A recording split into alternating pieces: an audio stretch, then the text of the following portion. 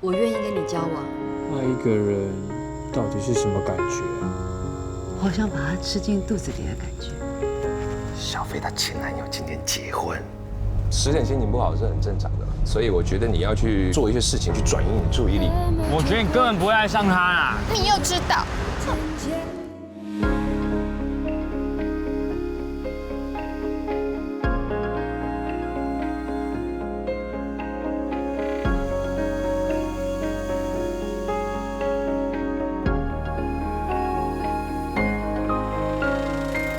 也许是那一个人，也许是那一个吻，生命里陪着我们走啊走啊。现实里我能认分，爱情里不能认命，幸福会过阵不停，追啊追啊，相信你是我命中温柔的奇迹，虽然从来我都不期待奇迹，直到遇见了你，相依为命，我才一次又一次喜极而泣。为了你是我命中温柔的奇迹，而我还在学习拥抱这奇迹。曾经碎了的心，不药而愈，原来我的许愿都有被回应。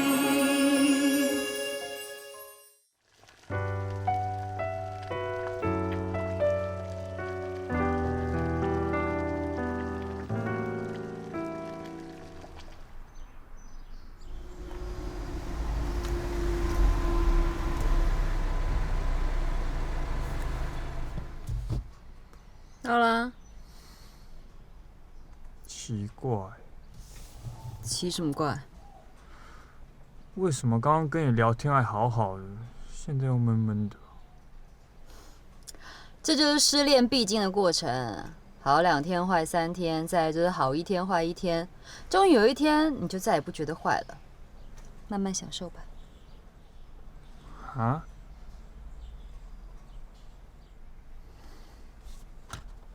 那你明天要干嘛？念书。你也要念书？我说你啦，玩了一整天了还不累啊？你不是要插大吗？好了，凶屁。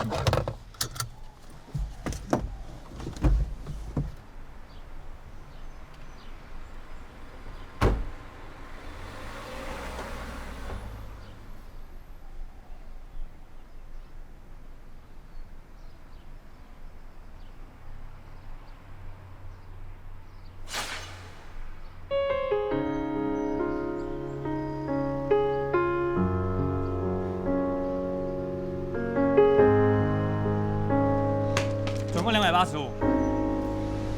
爆冲行啊！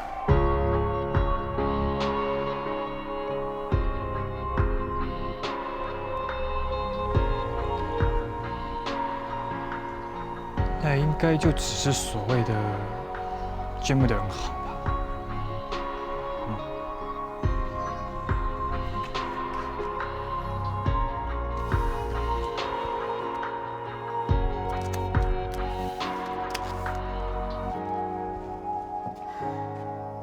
我大，拜拜。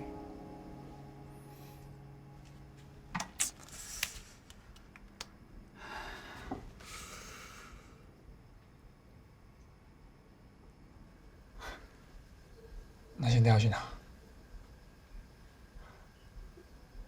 去。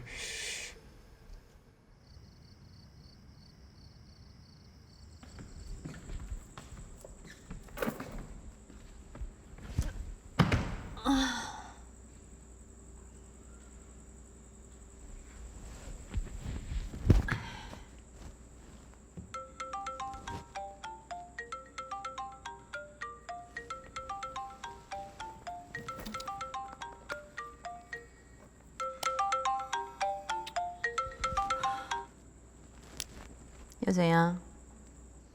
你在干嘛？没。那你后来就吃东西吗？哦。你觉得今天那部片会拍续集吗？到底打来有什么事？没事啊。没事就拜。等，有事啊，有事啊。那就快说。我不知道差哪一大啦，应该是说我不知道自己是不是要继续读美术还是设计，我都不知道。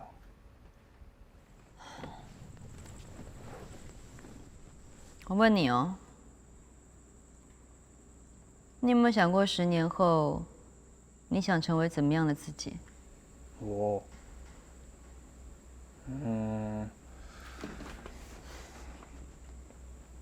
有钱是必须的。工作应该也很有成就，还有女朋友又正又聪明又善良。啊，那时候应该已经是我老婆了。还有就是应该有房子了吧？会不会太早？至少头期款应该已经缴掉了。这就是10年后的你啊！对啊。哎呀，还有啊，我忘了跟你说，就是车子，车子一定要是欧洲车。空洞、贫乏、无聊。哪会？该有的都有那都是盲从的价值观，从头到尾都没有听到你的梦想是什么，你对人生有什么样子的热情？没有梦想和热情就没有追求，没有追求就没有前进的能量，你就只能在原地慢慢的变老，这还不无聊啊？我就没有人告诉我的热情跟梦想是什么。那你最好的朋友的梦想是什么？演戏。你怎么知道的？他跟我说的啊。所以你是没有听你自己说过，还是你自己已经说了你就听不到？啊？我们想要了解朋友，所以我们跟他们聊天；我们想要了解爱人，所以我们跟他们聊天。那为什么我们不跟自己好好的聊一聊呢？搞了半天，我们最不了解人，竟然是自己。好像有道理，但又有点深奥。可是我就……你不要跟我说，去跟你自己说。我有插播。等一下，喂！一定是男朋友打来，见色忘友。又怎样？明天定妆有点小状况。又怎么了？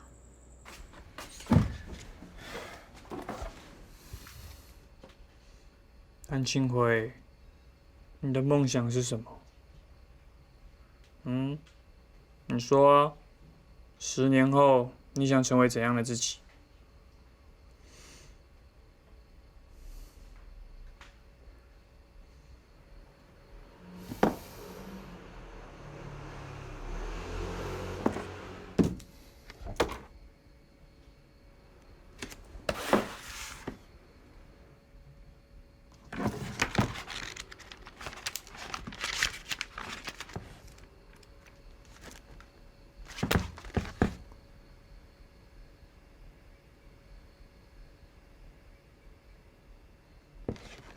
机师，好像不错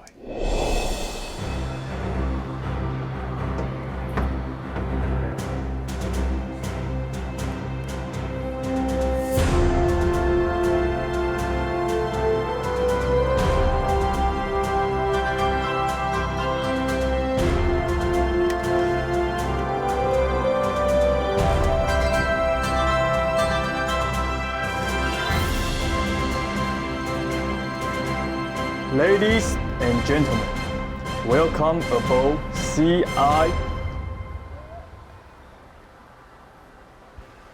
303的英文怎么讲啊？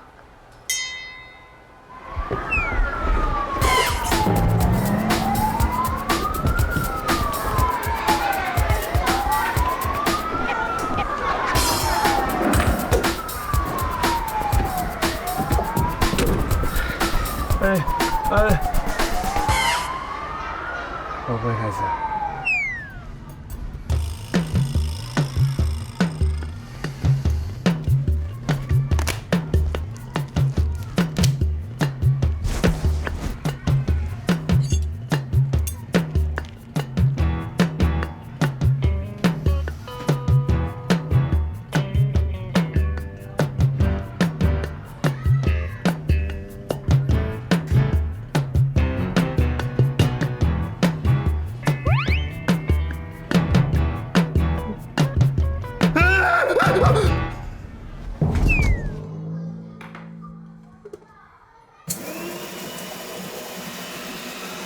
谢光临。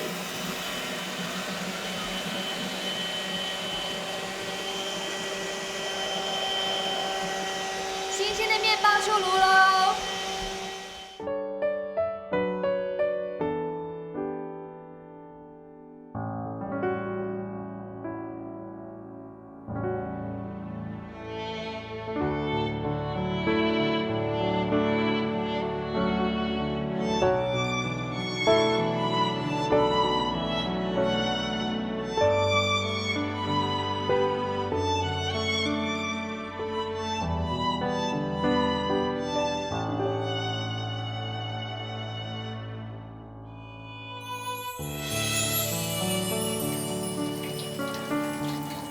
为什么还会出现这种未来里啊？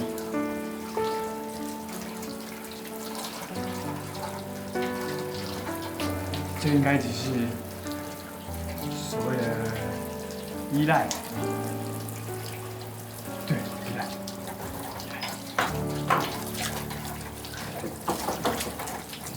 阿金花呀，喂，我妈哦，我问你啦，干嘛啦？我有事情问你没？不能等我洗完再问哦。哦，怕我会忘记没？你害羞什么啦？你身体哪一个部位妈妈没有看过？那个张阿姨啊，说她儿子去报名补习班呐，什么3个呢，什么魔鬼班、必胜班，还有一个什么的冲刺班呐，说要去补习才能考上大学，你要不要报一下哈？不然你看成天都在鬼混。我哪有鬼混啊？张阿姨她儿子念的是普通高中，我念的叫五专，而且我们家必展啊，哪有时间？那你万一考不上怎么办？怎么可能考不上啊？现在大学随便摸都买有1节。随便摸嘞，你就不要考上什么烂学校，跑到那什么鸟不生蛋的鬼地方，你再回头说妈妈没有栽培你，要不要爸我自己想一下啦？哎妈，干嘛啦？还是你栽培我开一间咖啡店怎么样？啊？就把你辛苦赚的补习班的钱、念大学的钱，还有什么住宿、交通费啊，你都拿来赞助我开间咖啡厅，这样别人花钱读书的时候，我也在帮你赚钱。哦。我问你哦，你什么时候煮过咖啡给我喝啊？没有啊，啊，在你20岁的生命里面，你有曾经倒过水给我喝吗？没有吗？你连伺候你妈妈都不会了，你还要伺候一整间店的客人，那不一样。哪有不一样？听你在把布啦啊！你以为开一间店这么容易啊？很简单呐哈！当老板很好命是不是？你要是遇到那种难搞的不付钱的客人，我看你怎么办啊？设备不用钱啊哈，店租不用钱哦。你要是遇到那种房东哦，狮子大开口，1年给你涨1次价，你不哭死啊？好啊，店开了嘞，生意不好你睡不着了，生意好哦你又没得睡了，这种日子你要过吗？你如果要过这种日子，你当初为什么选这种烧钱的科系呀？花了妈妈这么多学费、材料费，你什么时候帮我画过一张画像啊？连叫你帮家里涂个油漆你都不肯，这种虎头蛇尾、没有恒心的个性哦，开咖啡厅看一个屁股啦！你算了吧你。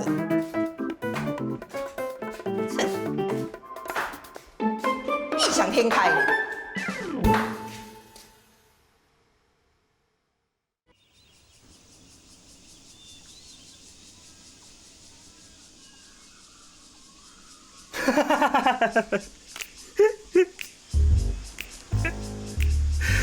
白痴啊！你今天的进度不是设计概论吗？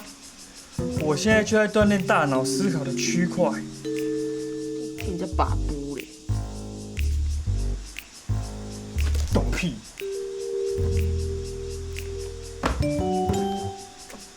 剪你的头了，管那么多。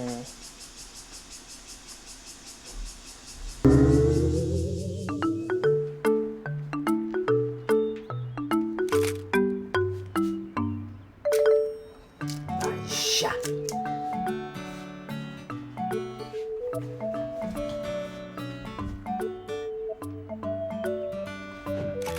来下。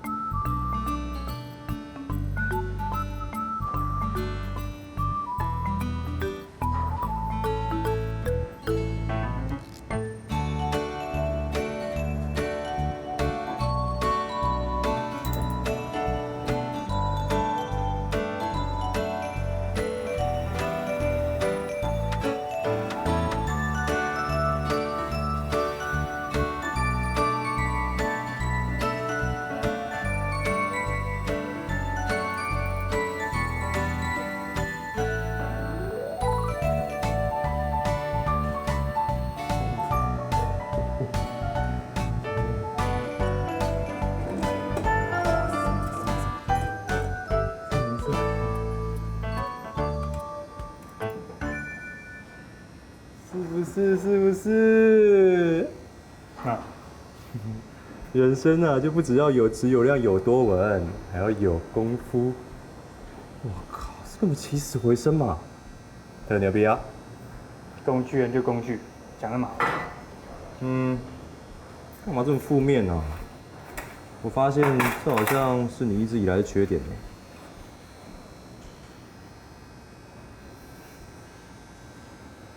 那优点呢？啊？你觉得我优点是什么？优点，就我觉得那个平面啊、立体啊、技巧方面感觉都还不错。就这样。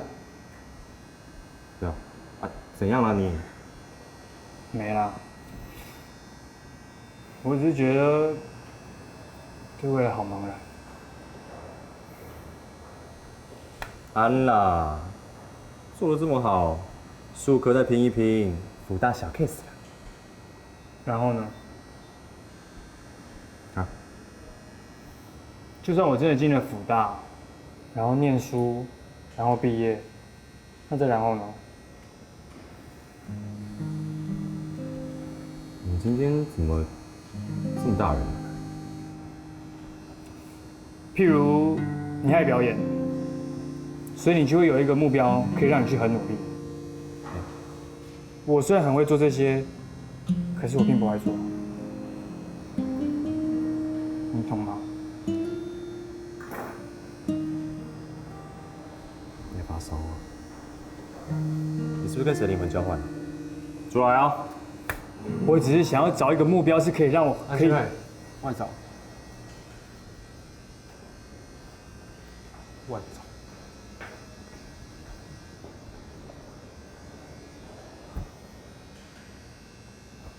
洗发精呢？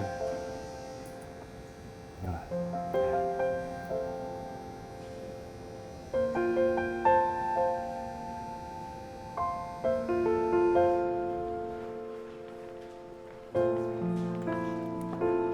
给你，干嘛突然给我这个？谢谢学长的生日礼物啊，好可爱哦。哦，你喜欢就好。你还亲自送来我家，怎么这么感人啊？没有啦，就刚好去附近。其实你刚走我就到家了耶。是哦。那我爸有没有很凶？还好。那就好。其实我还有另外一件事情要谢谢学长。作业你已经写过啦。不是作业啦，就是学长的礼物让我决定了一件事情。是哦。我决定要把握青春，不要再害怕了。所以我就答应张伟杰的告白。啊？谢谢学长给的勇气。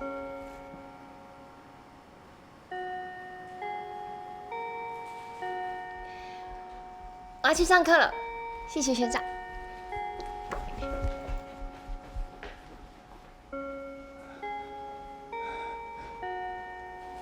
我到底做了什么？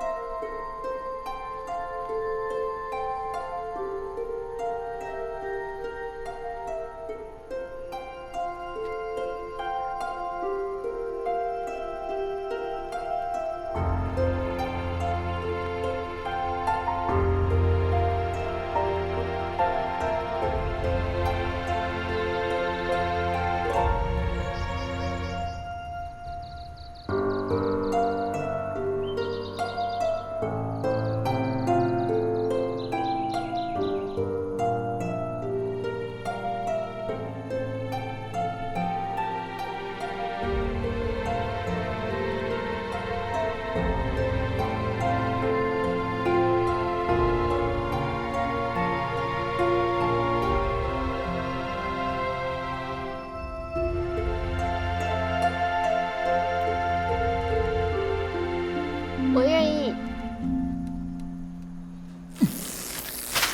怎么会是这种结局？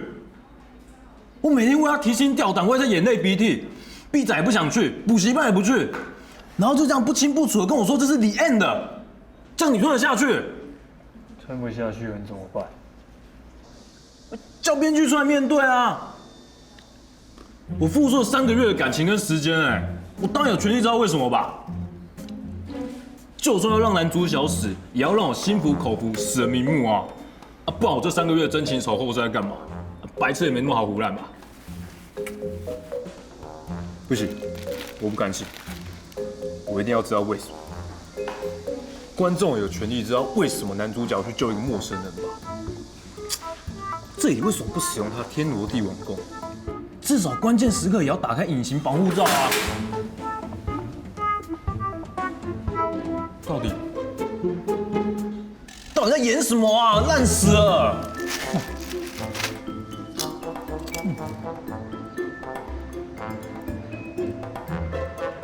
为什么？为什么？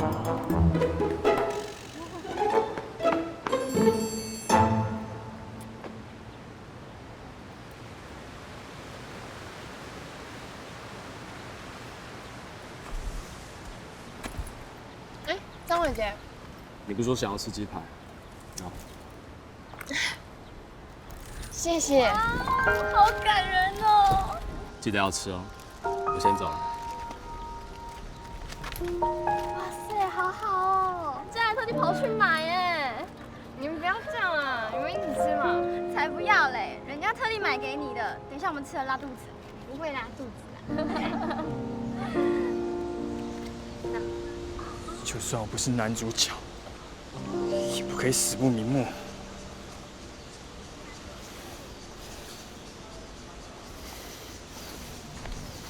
以后啊，你们两个就自己去吃午餐就好啦，干嘛找我们两个当电灯泡？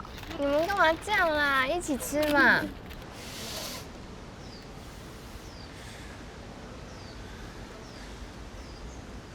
学长，我要知道为什么。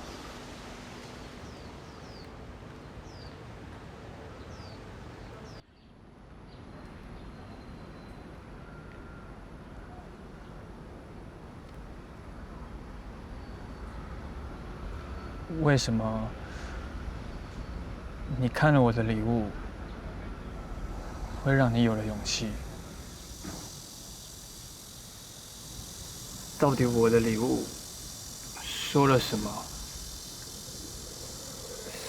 所以你会答应张伟杰？原来是这个哦。我还想知道，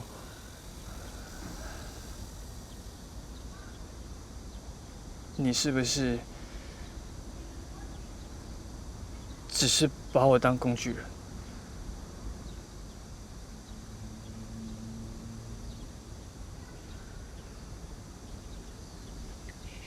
学长，你是不是在喜欢我？然后又很没自信的觉得我不可能会喜欢你，又叫你做这个做那个，一定是把你当成工具人。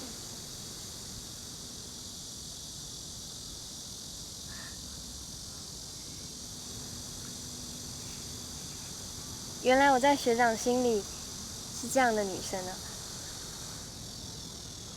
不是啦，我只是想要知道。没关系，我也一样，常常会觉得很没自信。看到网络上那么多人骂我，我当然也会担心。要是我真的跟他们的男神学长在一起，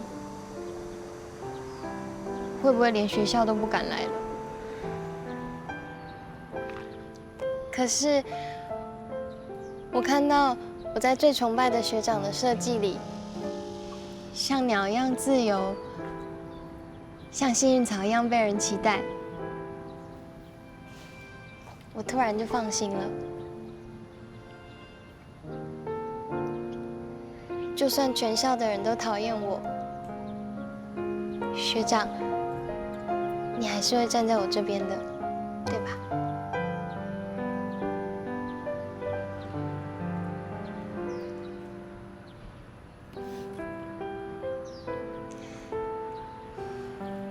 我一直都很崇拜学长，也很嫉妒学长的作品，希望自己有一天也能够做出那样的作品。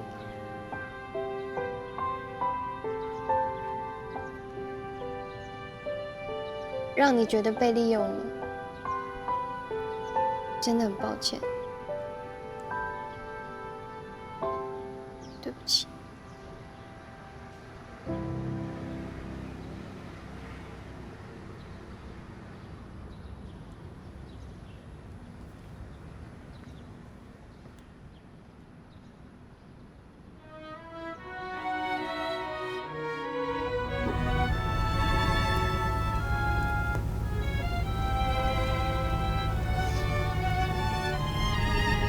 我一直都很崇拜学长，也很嫉妒学长的作品，希望自己有一天也能够做出那样的作品，让你觉得被利用了，真的很抱歉。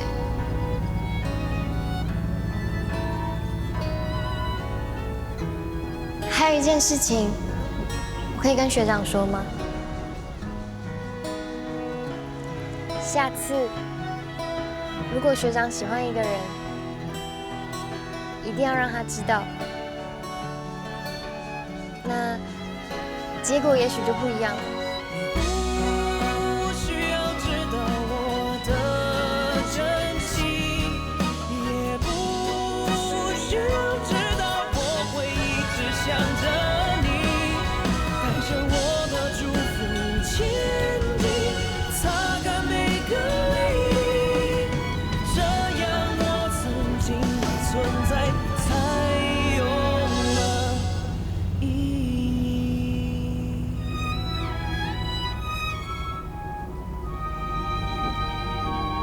亲爱的常务组同学们，你们在哪里呢？在停车。哎，几点的通告你还在停车？赶快出现啊！不是有一件卡其色的吗？他说他讨厌卡其色。后来定妆还是很多意见。蓝色的吧。我也觉得，那我拍给他助理确认哦。蒋老师，辛苦了。哎，导演，不会，导演怎么样？最近还可以吧？开玩笑哎，蒋老师出马哪有什么不行的？谢谢导演。导演，啊，他衣服又有问题了啦。他又怎么啦？他说他想要灰色这件。你没跟他说我们这次走的是工业风，背景以铁灰跟银白为主吗？我说啦，可是他就说，喂，我在忙。所以他想要淹没在背景里啊？把背景颜色换一下就好了嘛，对不对，蒋老师？导演，我们拍是绿色的 key 板，那个背景哦是最后才加上去的，我们就把那个工业风换成那种玻璃帷幕的那种 style， 就没有颜色的问题啦。你昨天不是还在说预算已经快爆了？背景设计图我都已经准备好了，现在要改重新设计，又是一笔费用哎。报就给他报嘛，对不对？我负责，大家开心就好哈。背景内容是客户提案通过的，你说改就改啊？啊，我是说我们可以调整一下，对不对？不要那么灰，这样就可以啦，对不对？以这个蒋老师的功力 ，OK 的吧？哈。那你当导演就好了，找我干嘛？导演这个人就是喜欢开玩笑哈。喂，哎，我大宝。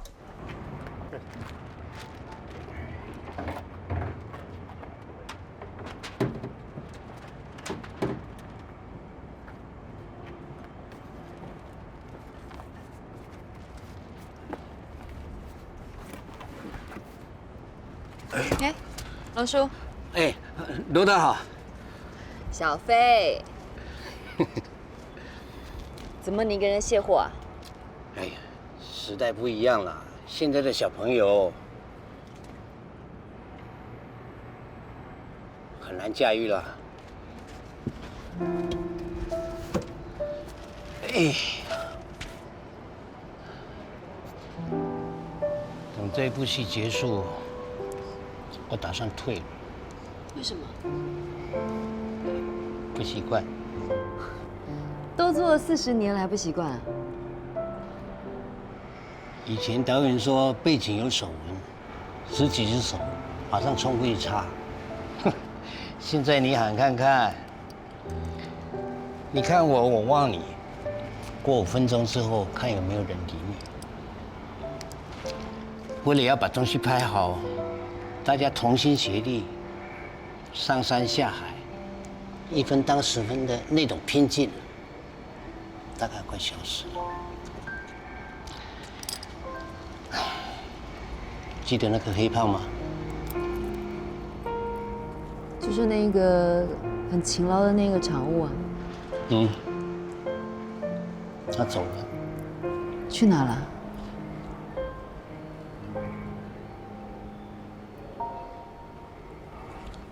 他应该30不到吧？为了节省预算，连续拍了30几个小时，收工了回程，出车祸了。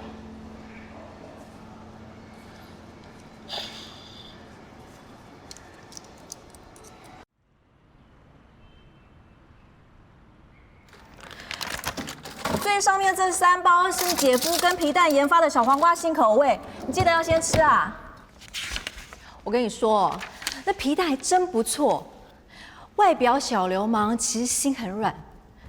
每次他一听到有什么农产品滞销啊，或是过剩，他就忙着研发新口味哦。像上次他就弄了一堆那个茄子口味，难吃死了。可是有这份心很难得，对不对？有几个口味还真不错，像小黄瓜，他就卖得很好。看他这么努力啊，我就帮他加了薪。小赖的眼光挺不错的哈。是吗？没事，你忙你的，就当我对牛弹琴好啦。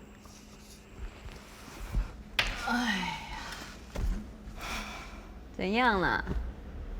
那个皮蛋还好吗？很好。好累哎呦，我第一次听你因为工作很累耶。不晓得啊，最近老是提不起劲来，可能老了吧。哎，要老你自己老，少连累我。我可是花正灿烂呢。你何止正灿烂啊，你根本就是含苞待放。好吧，看你这么懂事的份上，我就喂你吃点鸡精。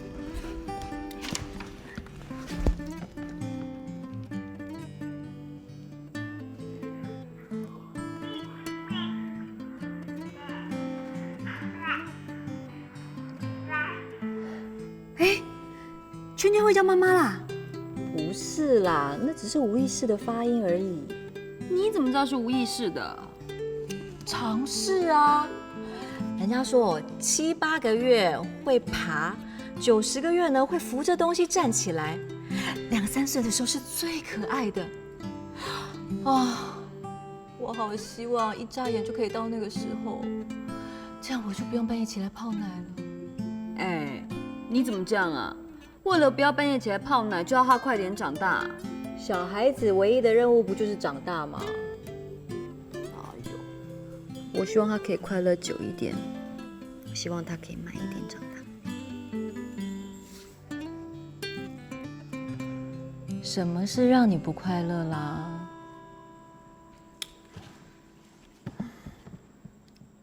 以前拍广告的热情，好像被我慢慢弄丢了。每天都在妥协，每天都只想着赶快拍完，赶快拍完。我都快忘了我当初为什么要进这行了。那要不要干脆跟小赖把婚结一结？你又来了啊！好啦，我胡说八道，我哪壶不开提哪壶，好不好？哎呦，我只是担心你对小赖的热情嘛。我根本不担心你对工作的热情，那是一盏长明灯，现在可能只是暗淡了一点，可是只要一有契机，它就发炉啦。你才发炉！我看一下。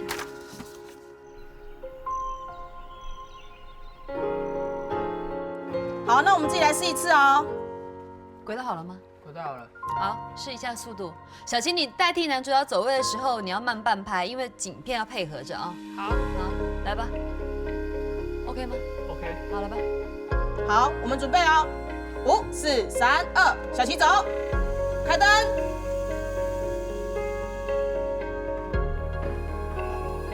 走到定位，景片走。也许是那一个人，也许是那一个吻，生命里陪着。哎，等一下，1号推过去一点，要不然后面等一下都卡住了。阿杰，你开太快啊！等一下等第2个过去之后，轨道再往前进。好，我知道了。哎，导演不好意思，这节奏可以再缓一点吗？这景片有点长，角度不好处理啊。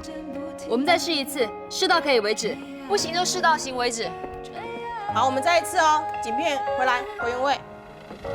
相信你是梦中温柔的奇迹，虽然从来我都不期待奇迹，直到遇见了你，相依为命，我才一次又一次喜极而泣。今日工作顺利。你是我梦中温柔的奇迹，而我还在学习拥抱你也是。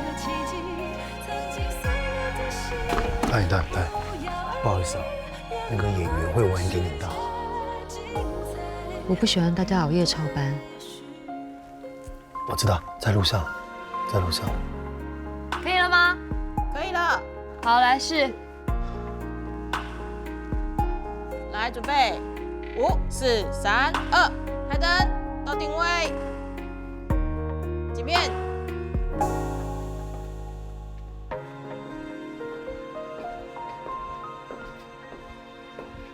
所以我们这次拍摄的方式呢，用一镜到底的方式来呈现。你不要看我们导演柔弱美女一个，现场的控制、调度、戏剧的张力，通通都是她的强项。很快就开机了。刚才早餐有没有吃饱？不够，我们还有还是喝点咖啡。来，喝咖啡提神。你知道广告就是这样，一拍10几个小时。来，到时候整个呈现出来不是拍那个广告片呢，就像好莱坞大片、电影、动画，有没有？很棒。少坐一会，很快开机了。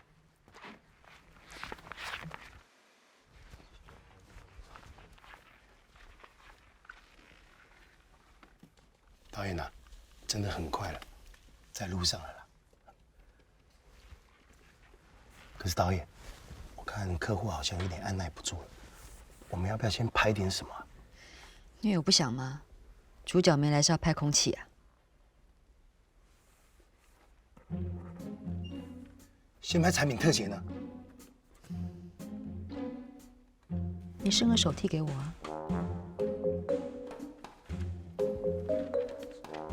手，我这双能用吗？太胖。凑合着用吧，先拍。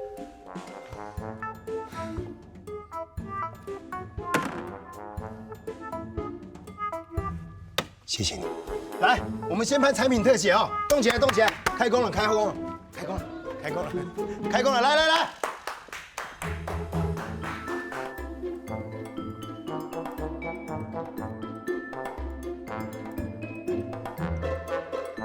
看，回放。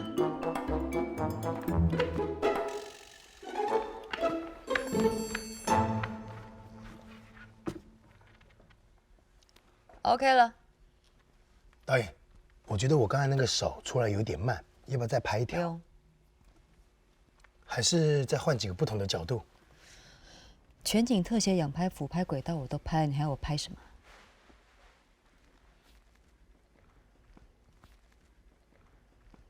哎，来，你打电话给男主角没有？他到底在哪里？要等他多久？在路上。在路上，有没有别理由啊？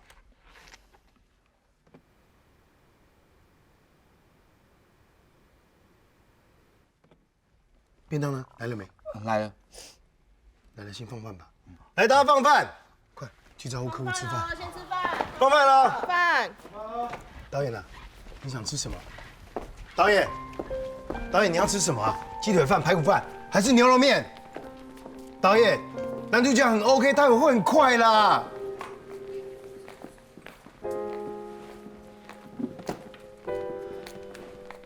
你看这样比，你这个就短了。不是因为这样会很像贴2片海苔。对啊，而且你眉头导演，我们衣服跟用具都已经塞好了，人来了就可以很快。你继续吧。放饭了。吓死我了！有什么好吓的？演员又还没来，今晚肯定要通宵了啦。哎呀，每次都这样子啊。算了啦，时间多，我们继续好了。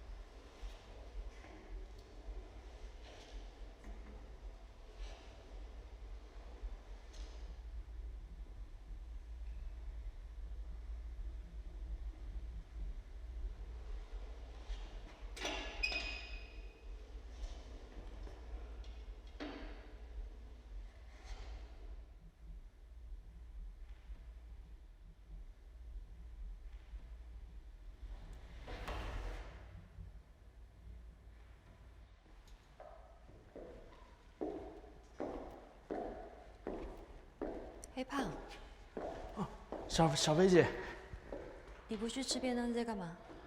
哦，刚刚对不起啦，我那推车推得不稳，害导演一直 NG。慢慢来，你才刚入行啊。不能慢慢来啦！我师傅说，在片场啊，每分钟都是好几万块钱的成本哎。啊，你们大家都这么强，我不能是老鼠屎啦。我听你们师傅说过，推车要推得好，一定要懂戏。眼睛虽然是盯着推车，但耳朵是打开的，要去感受演员的氛围，然后用感情去推。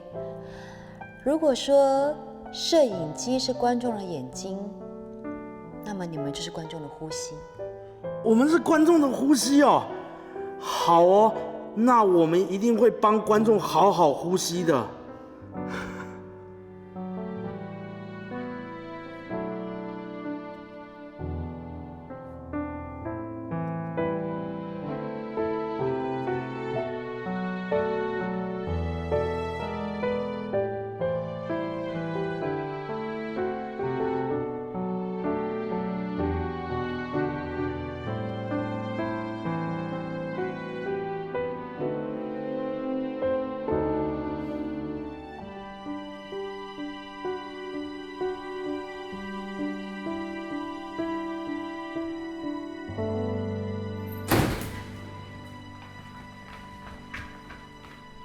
哎，男主角嘞，不是说到了？停车，停着，去请书画组史登拜。哦。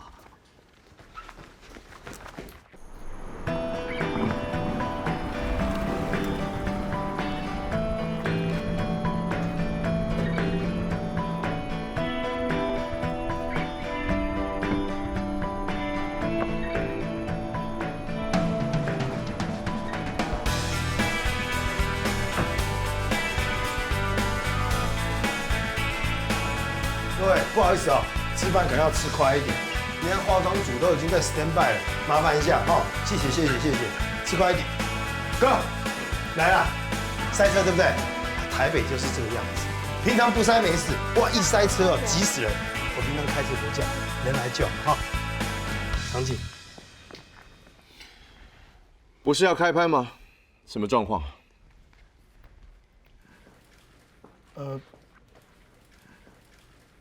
现在收工。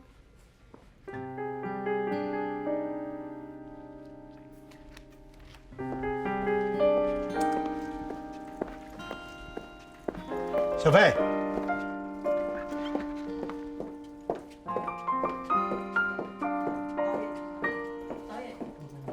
他是谁？导演，去帮哥拿个便当，看哥要吃什么。哥，不好意思，你休息一下。小飞啊，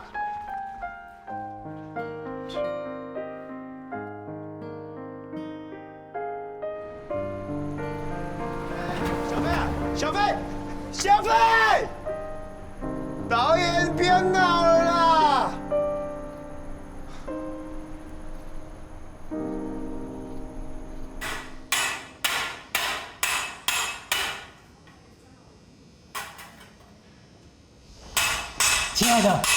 亲爱的，女片借一下，自己拿。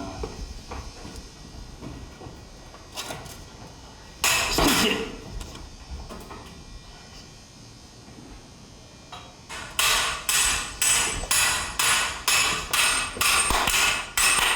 宝贝啊，汗药，你们盗睡全家啊！借我一下啦，拜托啦。在吗？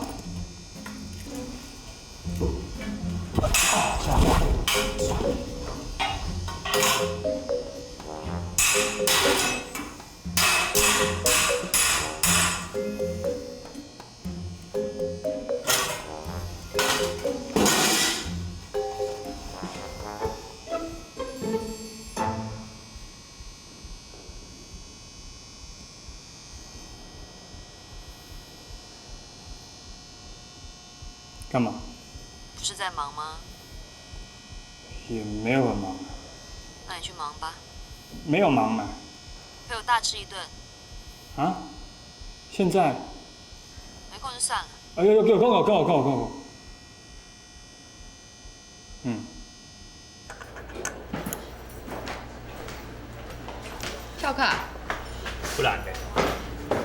对不起哦，一生气就忘记你在上课了。没差啊，反正今天都在忙壁纸，自己回家做还比较快。不然同学要我帮这个要帮那个，自己都做不完。好吧。你点那么多菜干嘛？生气啊。生谁的气？我也搞不清楚，是气自己变了呢，还是气自己没变？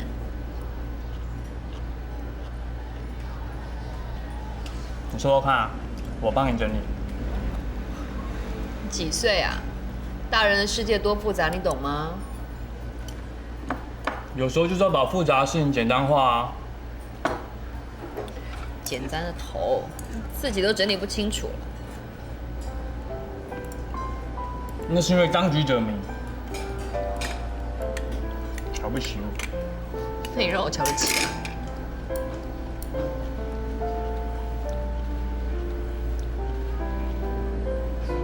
你呢？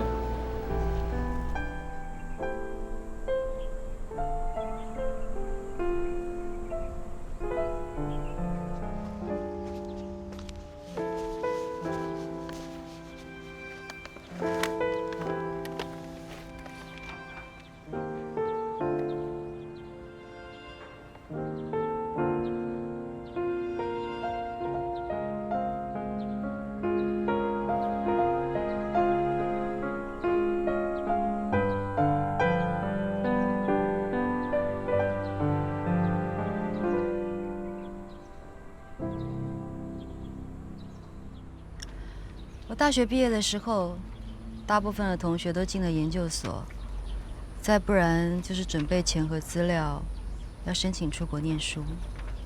那你嘞？卖手摇饮料啊。这么酷？酷屁！我实在是不知道自己要做什么。那后来你怎么会卖饮料卖到变导演？多亏了一个贵人。谁？一个制片。他带你入行拍片。他来跟我订了40杯饮料，还叫我在40分钟之内要把饮料送到拍摄现场。我们赶啊赶的，终于在25分钟内把饮料做出来。我还骑摩托车送过去。没想到，因为把一个导演的饮料做错了，我被骂了狗血淋头。他还把饮料都砸在我身上。这哪叫贵人啊？这叫小人吧？有时候贵人跟小人的分别，其实也不太大。不太。总之，当天我就跟饮料店辞职，然后我做了一个决定，我要去拍片，我要去看看他们那个自以为了不起、无限伟大的世界到底有多伟大。结果嘞？我被感动啦！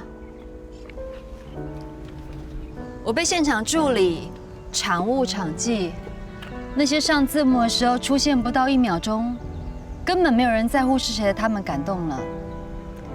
他们的酬劳跟汗水不成比例，总是最早出工、最晚收工，各种编剧、导演想象到的不可思议，他们总是克服困难的去完成它。你问他们这么苦，为什么还要干下去？其实他们也说不出个所以然来，可能只是爱看电影、爱看电视，所以甘愿在这个默默无名的世界里面牺牲奉献。我终于懂了，他们的爱才是最纯粹的真爱。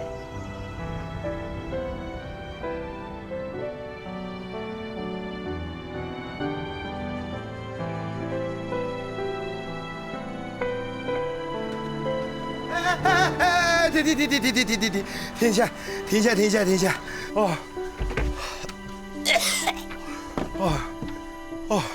我的妈呀，累死我了！总算赶上了。你怎么知道我在这？我运气好，碰到龙叔。哎，黑胖啊，现在应该在笑我。以前呢，老是呢我在骂他，现在可以换黑胖，他尽情的笑我了。你看，我每天呢要伺候上，伺候下的，这里赔个不是，那里赔个笑的，好几次哦，我自己都想转头不做了。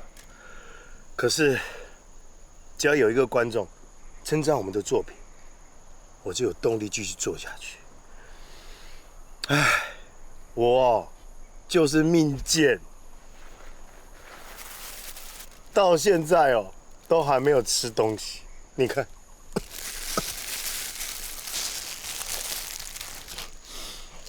啊，好不容易，昨天怎么想着想着就放弃，做着做着就成功了，哼！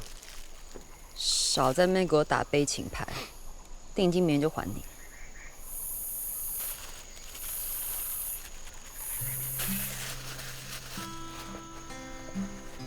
好啊，我跟你共进退啊，不过就赔违约金2倍嘛，还有服装、道具。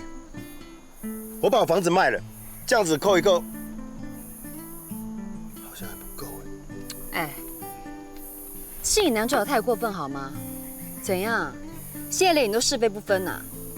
就算他不尊重整个 team， 尊重自己演员这个身份，有没有一点职业道德啊？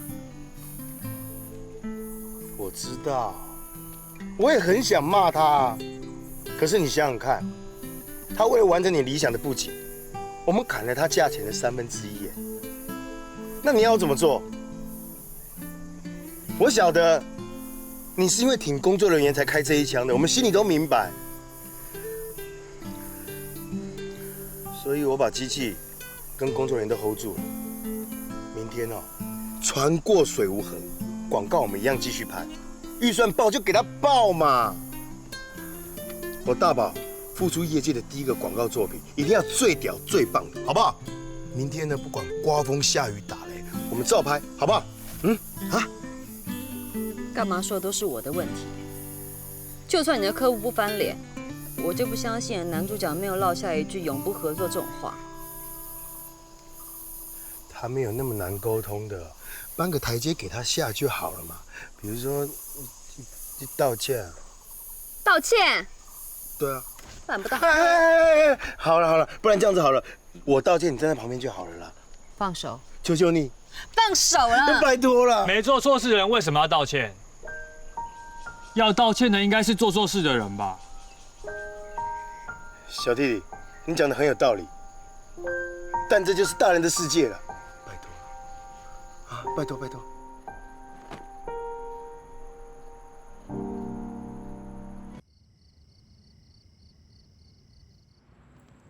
圈圈，你看到我了没有啊，宝贝？他该去洗澡了。再5分钟了。这句话你半小时前就说过了。来，说拜拜，我们去洗澡了，拜拜。圈圈。晚安，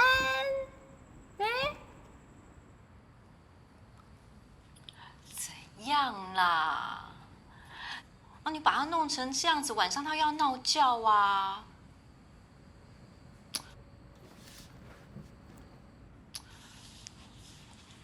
怎么样啊？还没找到你的初衷啊？哼，不就那半杯珍珠奶茶吗？那只是故事的 open， 不是精髓。哎，我帮你找到了哟。哒啦！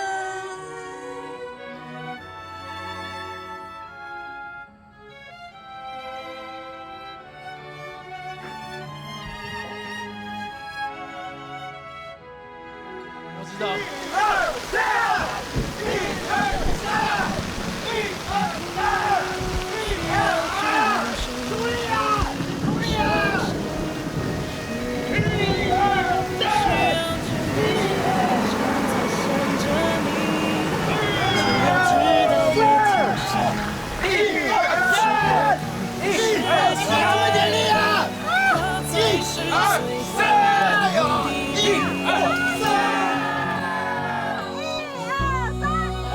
人生也难免陷入泥泞，永远要记得，你现在的热血。不需要知道，我会一直想着你，带着我的祝福前进，擦干每个泪滴，这样我曾经的存在才有了意义。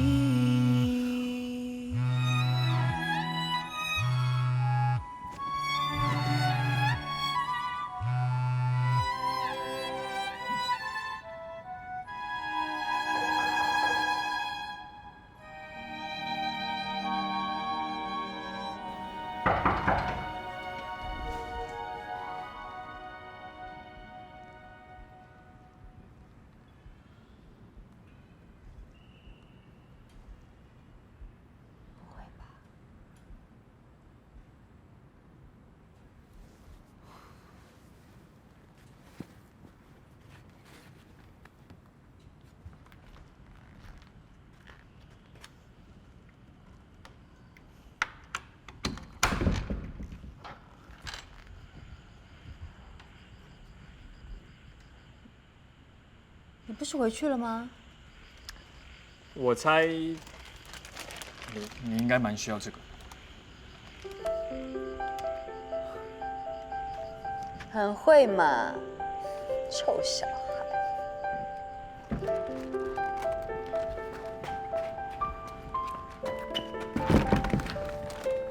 黑胖一看来不及了，整个人冲过去当人肉垫子，1秒不差，演员都摔他身上。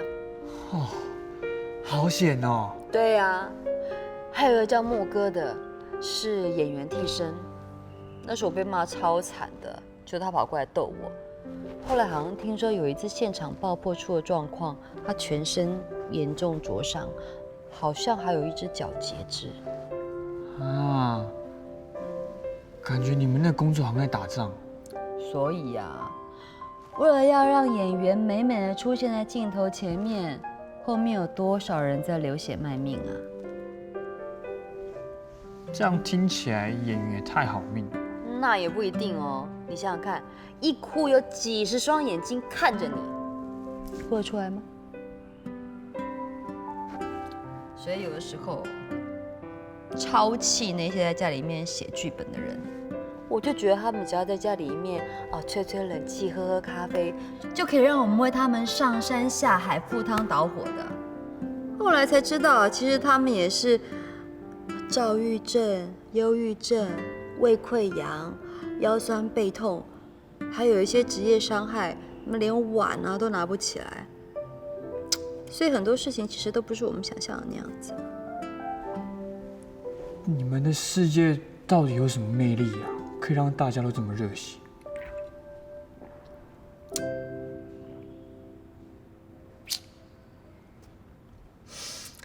就是有一种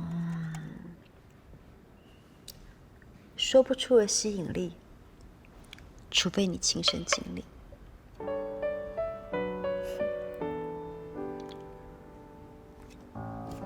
我电话嘞。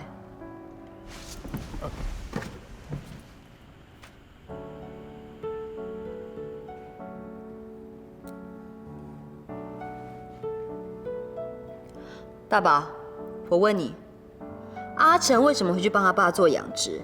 素素为什么去卖咸水鸡？你忘了吗？因为他们失望了，所以我怎么能妥协？我怎么可以对那些让他们失望、伤心的事情去道歉呢？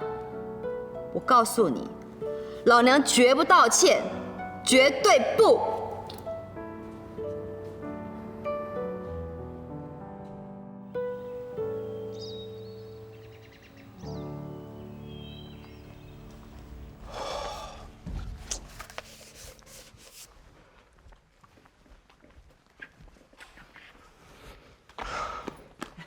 大宝哥，人呢？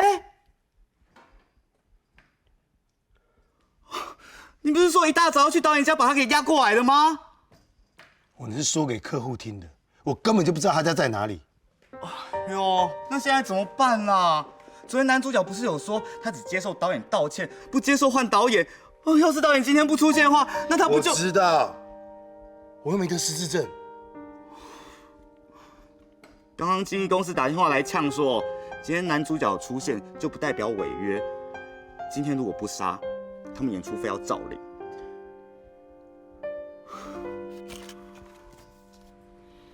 练过寒冰掌啊？手那么冰。哦，对不起啦。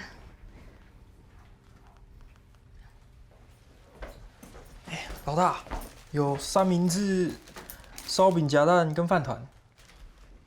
没有炸鸡吗？好哦，我叫他们去买。啊，算了，三明治。好。外面什么状况？外面哦，有热闹哦。啊，对不起。没关系，随便画画。今天我保证不会拍。哼。您拨的电话无人接听，请稍后再拨。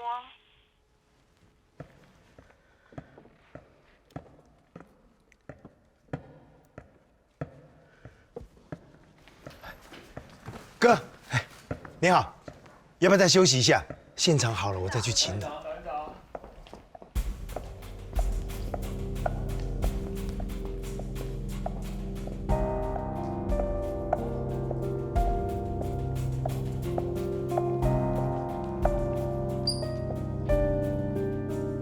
我道歉。